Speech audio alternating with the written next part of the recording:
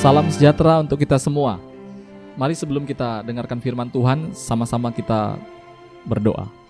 Bapa kami dalam surga, Bapa yang kami panggil dalam nama Tuhan Yesus Kristus, tolong hamba-Mu Tuhan, tolong kami semua yang mendengarkan firman Tuhan, agar kami memiliki hati yang dibukakan oleh Tuhan, rahasia-rahasia firman Tuhan, memiliki ketaatan untuk melakukan firman Tuhan. Dalam nama Tuhan Yesus, hamba-Mu berdoa. Amin. Puji Tuhan, Bapak Ibu, Saudara-saudara yang saya kasih dalam Tuhan. Beberapa minggu terakhir ini, beberapa bulan terakhir ini, khususnya minggu-minggu ini, saya bergumul dengan lebih keras lagi ya. Bukan berarti karena pergumulan lebih keras kita lebih mendapat berkat Tuhan, tidak. Hanya saja saya bergumul dengan Tuhan. Tuhan, di masa-masa pandemi, di masa-masa seperti ini, dan pada minggu ini kami akan memulai ibadah new normal yang baru. Apa yang harus kami kerjakan? Saya secara pribadi, apa Tuhan yang harus diubah, apa yang salah dalam hidup saya, apa yang harus dibenarkan? Saya tanya kepada Tuhan. Saya bertanya, Tuhan, untuk bagaimana dengan keluarga saya, Tuhan? Apa yang harus saya kerjakan di keluarga saya? Dan juga di tempat pelayanan, ya. Tuhan, apa yang harus disampaikan, apa yang harus dikerjakan, ya. Dalam pergumulan-pergumulan itu saya menemukan, waktu saya berdoa, saya belajar firman Tuhan, saya merenungkan firman Tuhan. Tuhan memberikan satu kata, yaitu tentang worship, tentang penyembahan. Nah, saudara-saudara, tujuan utama ketika Tuhan menciptakan kita manusia, yaitu salah satunya adalah memiliki hubungan dengan Tuhan, relasi dengan Tuhan. Tuhan berfirman, kita mendengar, melakukan firman Tuhan, kita melakukan kehendaknya, kita punya hubungan dengan Tuhan. Tetapi hubungan ini rusak waktu manusia pertama jatuh dalam dosa, saudara. Dan saudara perhatikan baik-baik, hubungan ini kembali terjadi, saudara, waktu Kain dan Habil mempersembahkan sebuah korban kepada Tuhan. Mari sama-sama kita buka ayat ini. Kejadian pasal 4 ayat 3 dan 4. Setelah beberapa waktu lamanya, maka Kain mempersembahkan sebagian dari hasil tanah itu kepada Tuhan sebagai korban persembahan. Habil juga mempersembahkan korban persembahan dari anak sulung kambing dombanya, yakni lemak-lemaknya. Maka Tuhan mengindahkan Habil dan korban persembahannya itu. Saudara, setelah manusia jatuh ke dalam dosa, orang yang berhasil membangun hubungan dengan Allah selanjutnya adalah Kain dan Habil. Hubungan itu kembali terjalin karena apa? Ada persembahan yang dilakukan, saudara. Ternyata persembahan itu kembali menghubungkan Allah dengan manusia. Saudara, waktu persembahan ini dilakukan, saudara perhatikan ayat ini berkata, di ayat 4 berkata, maka Tuhan mengindahkan Habil. Kata mengindahkan diambil dari kata sya'ah, yang artinya Tuhan memperhatikan, mengalihkan pandangannya, memalingkan matanya kepada Habil, saudara. Karena itu, saudara, penyembahan, sebuah persembahan itu bukan main-main, saudara. Saudara kalau melihat Kejadian pasal 5 ayat 23-24 tentang Henok, saya bacakan, Kejadian pasal 5 ayat 23-24. Jadi Henok mencapai umur 365 tahun, dan Henok hidup bergaul dengan Allah, lalu ia tidak ada lagi, sebab ia telah diangkat oleh Allah. Nah, saudara perhatikan, waktu manusia mengerti maksud dan rencana Tuhan untuk apa kita diciptakan, untuk memiliki hubungan dengan Allah, bergaul dengan Allah. Henok, saudara perhatikan baik-baik, dia tidak ada lagi. Karena apa? Dia diangkat oleh Allah, saudara. Kalau kita melihat Nuh, pada minggu lalu saya khotbah tentang Nuh, saudara, ya. Nuh adalah orang dalam Kejadian pasal 6 ayat 9 yang hidup benar, tidak bercela di antara orang sezamannya. Dia hidup bergaul dengan Allah, saudara. Dan saudara, waktu masa pandemi, pemusnahan dunia, makhluk bumi yang pertama kali, saudara, apa yang terjadi? Ya, hanya yang selamat dari keturunan Abraham, dari keturunan Adam dan Hawa, dari keturunan manusia, yang satu Tuhannya, yang satu Allahnya, yang selamat hanya Nuh dan keluarganya, saudara. Apakah ini secara kebetulan, saudara? Bagaimana dengan orang-orang Kristen di zaman hari-hari ini? Apakah kita juga akan selamat semuanya, saudara? Dan perhatikan baik-baik, Nuh waktu selesai masa pandemi, ya, masa lockdownnya selesai, ya, dikurung dalam batra sekitar 150 hari dan tambah-tambahan hari-hari lainnya. Ya, setelah Tuhan berfirman untuk keluar dari batra, yang dilakukan oleh Nuh pertama kali yaitu mempersembahkan korban kepada Allah. Itu juga yang kita lakukan di Jemaat Diper pada minggu ini. Kita melakukan korban persembahan.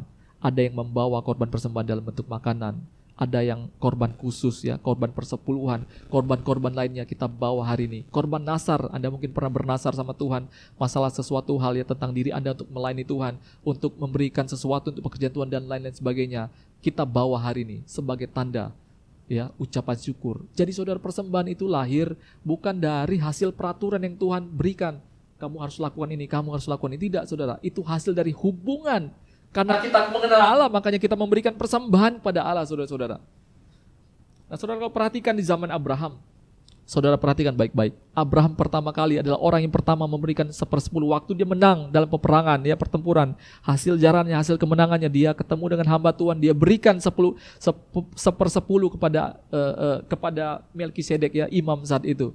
Dan saudara kalau melihat keturunan Abraham, Yakub, waktu dia bertemu Allah dalam perjumpaan dalam mimpinya di Betel ya, Tuhan berjanji akan memberkatinya. Dia berjanji kepada Allah, dia bernasar kepada Allah, kalau engkau memberkati aku Allah, aku akan memberikan setiap 1/10 yang kuterima. Itu yang dilakukan oleh Yakub. Saudara, ini manusia-manusia pertama yang memberikan persembahan kepada Allah. Itu persembahan itu bukan hasil dari peraturan yang Allah berikan. Allah tidak suruh mereka melakukan persembahan. Itu adalah hasil dari hubungan intim mereka dengan Tuhan, pengenalan mereka akan Tuhan, saudara. Sehingga saudara kalau kita lari sampai ke zaman Musa, saudara, ya zaman Musa Tuhan memberikan perintah. Ya, kenapa manusia melupakan hukum-hukum Tuhan? Tidak tahu, tidak memiliki hubungan dengan Allah. Bagaimana tahu untuk menyenangkan Allah? Akhirnya diberikan Tuhan ketetapan-ketetapan yang harus dilakukan. Salah satunya adalah memberikan persembahan-persembahan dan berbagai-bagai persembahan, saudara. Sehingga kita harus belajar ya tentang penyembahan. Penyembahan itu bukan dari aturan, bukan dari perintah, bukan karena gereja disuruh melakukan ini, ada begini. Tidak, sudah harusnya persembahan penyembahan itu keluar dari hati kita karena kita mengenal Allah. Kita tahu betapa Allah itu baik. Banyak hutang kita ya kepada Allah. Engkau coba perhatikan 10 tahun lalu, 20 tahun lalu, 30 tahun lalu. Engkau siapa? Saya siapa? Lihat, dan sekarang saya dan siapa ya. Apa yang bisa kita rasakan sekarang, apa yang kita miliki sekarang, itu semuanya daripada Tuhan, saudara. Kita berhutang penyembahan kepada Allah. Saudara-saudara perhatikan zaman Daud. Kita buka di dalam 2 Samuel pasal 6 ayat 12-17. Diberitahukanlah kepada Raja Daud demikian, Tuhan memberkati isi rumah Obed-Edom dan segala yang ada padanya, oleh karena tabut Allah itu. Lalu Daud pergi mengangkut tabut Allah itu dari rumah Obed-Edom dan ke kota Daud dengan sukacita. Apabila pengangkat-pengangkat tabut Tuhan itu melangkah maju 6 langkah, maka ia mengorbankan seekor lembu dan seekor anak lembu gemukan. Dan Daud menari-nari di hadapan Tuhan dengan sekuat tenaga. Ia berbaju efod dari kain lenan. Daud dan seluruh orang Israel mengangkut tabut Tuhan itu dengan diiringi sorak dan bunyi sangkakala. Ketika tabut Tuhan itu masuk ke kota Daud, maka Mikal anak perempuan Saul menjenguk dari jendela, lalu melihat Raja Daud meloncat-loncat serta menari-nari di hadapan Tuhan. Sebab itu ia memandang rendah Daud dalam hatinya. Tabut Tuhan itu dibawa masuk, lalu diletakkan di tempatnya di dalam kemah yang dibentangkan Daud untuk itu.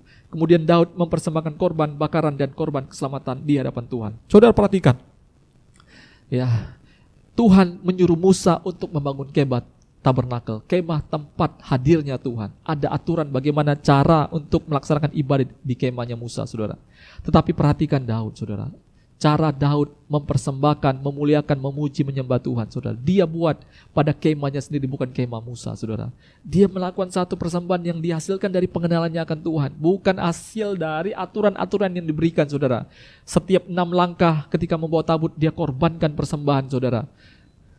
Waktu datang lagi tabut itu datang, dia berikan lagi persembahan, saudara. Saudara perhatikan baik-baik. Ada nama yaitu Mikal, istri Daud, ya, anak daripada Saul. Dia melihat Daud membuka baju, menari-nari, bersorak-sorak, melompat-lompat. Dia pikir ini sangat rendah sekali. Masa lakukan hal-hal seperti itu untuk Tuhan? Saudara, kalau Anda baca dalam 2 Samuel pasal 6 ayat 23. 2 Samuel 6 ayat 23 apa yang terjadi? Mikal sampai matinya dia tidak memiliki anak.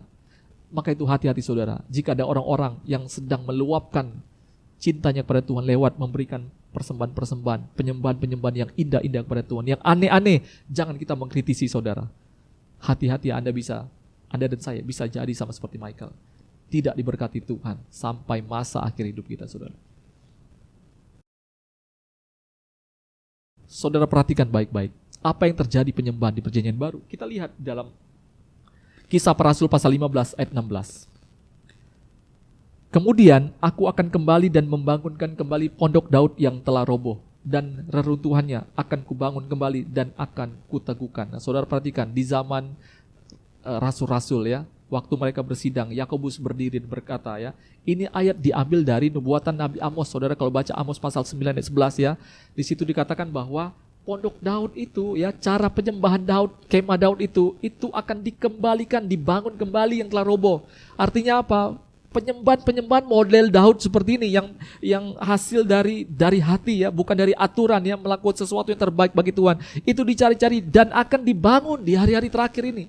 Dan saudara harus mengerti bahwa pada masa kekekalan nanti Nabi Rasul Yohanes dalam penglihatan di Pulau Patmos diberikan kesempatan untuk melihat apa yang akan terjadi dalam kekekalan di dalam surga nanti. Di dalam Wahyu pasal 4 ayat 9 sampai 11, saudara perhatikan. Dan setiap kali makhluk-makhluk itu mempersembahkan puji-pujian dan hormat dan ucapan syukur kepada Dia yang duduk di atas tahta itu dan yang hidup sampai selama-lamanya. Maka tersungkurlah ke-24 tua-tua itu di hadapan Dia yang duduk di atas tahta itu, dan mereka menyembah Dia yang hidup sampai selama-lamanya, dan mereka melemparkan mahkotanya di hadapan tahta itu sambil berkata, ya Tuhan dan Allah kami, Engkau layak menerima puji-pujian dan hormat dan kuasa, sebab Engkau telah menciptakan segala sesuatu, dan oleh karena kehendak-Mu semuanya itu ada dan diciptakan. Saudara perhatikan baik-baik apa yang terjadi di masa kekekalan di surga, yaitu seluruh makhluk akan datang memuji dan menyembah Tuhan, saudara-saudara.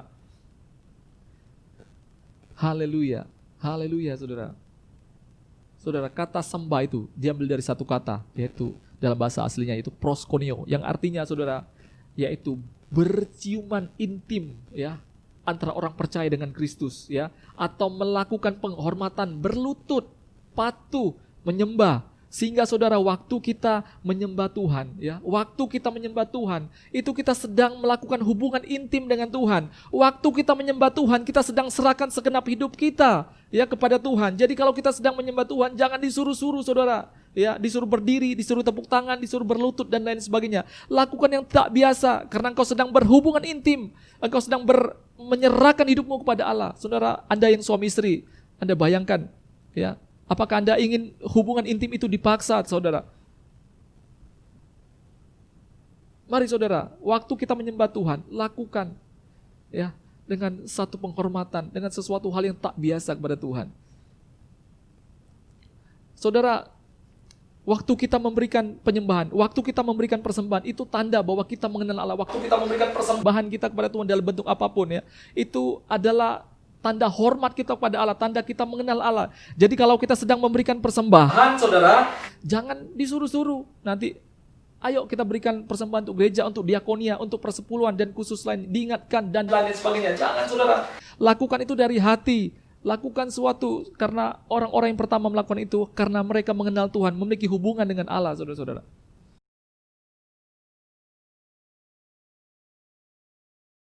Saudara-saudara yang saya kasih dalam Tuhan, inilah yang Tuhan taruh di dalam hati saya. Untuk apa? Untuk apa Anda hidup? Untuk apa harusnya dalam hidup-hidup yang akan masa datang yang harus saya lakukan? Saya pribadi, keluarga saya, jemaat Tuhan. Saya pribadi bersama keluarga kami meningkatkan efektivitas jam doa kami ya. Isi keluarga kami mulai tambah jam doa kami ya. Saya pribadi pun saya tambahkan. Bukan karena saya untuk menyenangkan, untuk memberikan sesuatu. Tidak, saudara.